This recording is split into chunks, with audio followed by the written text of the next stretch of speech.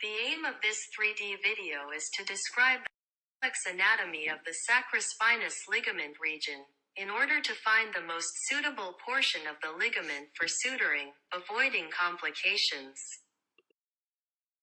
In this first part of the video, we start with an external view of the perineal muscles and of the skeletal anatomy of the pelvis.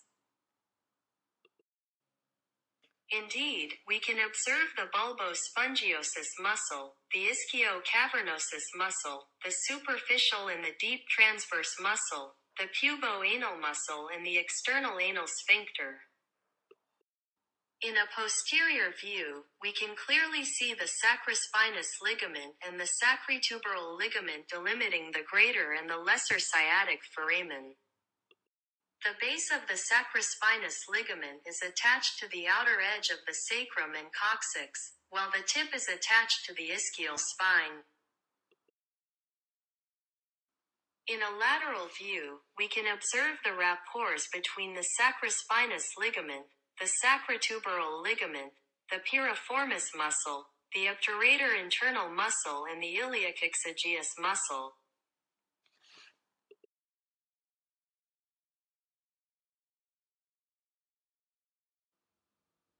From the lumbar and sacral roots we observe the origin of the most important nerves of the pelvis. From L4 and L5, the lumbosacral trunk connects the lumbar and the sacral plexus.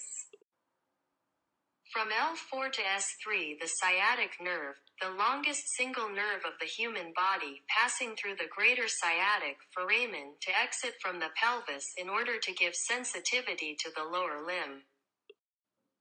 Finally, from S2 to S4, the pudendal nerve, that leaves the pelvis through the greater sciatic foramen, passes in the alcaic canal, and enters in the pelvis through the lesser sciatic foramen.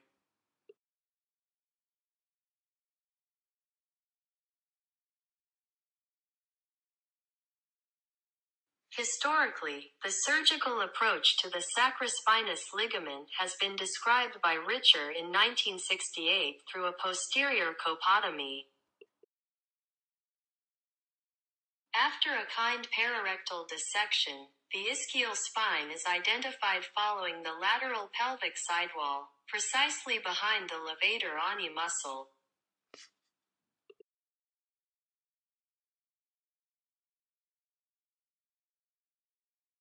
The sacrospinous ligament can be palpated or visualized with the help of the vaginal valves medially to the ischial spine.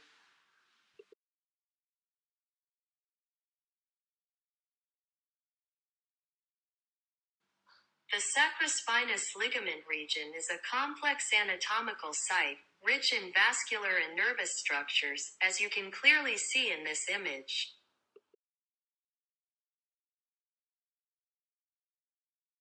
In a coronal view, the sacrospinous ligament is visualized as a triangular-shaped ligament presenting the apex on the ischial spine and the base on the lateral edge of the sacrum and coccyx.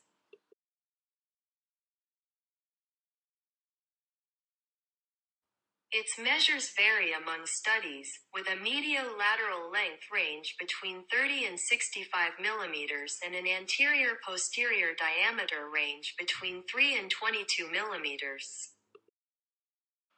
Anatomical variation of the nervous structures in the sacrospinous ligament region have been described for the coccygeus nerves medially and the levator ani muscle nerves laterally.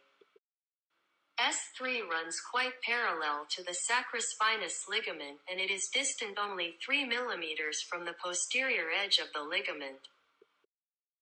In relation to the ischial spine, the mean distance to the inferior gluteal nerve is 28 mm. To the inferior gluteal artery is 19 mm. To the sciatic nerve is 24 mm.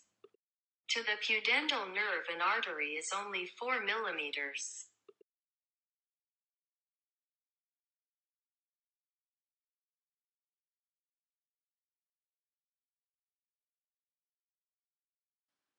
In a sagittal view, the thickness of the sacrospinous ligament is shown to be 5 mm. The mean distance between the posterior edge of the sacrospinous ligament and the inferior gluteal artery is 15.8 millimeters and 31 millimeters with the inferior gluteal nerve. Therefore, we have to identify an optimal point for suturing the sacrospinous ligament with the aim to avoid nervous or vascular injuries in the sacrospinous ligament region. Considering the previous measures, the suture should be passed between 16 and 32 millimeters medially to the ischial spine, avoiding the posterior edge of the sacrospinous ligament.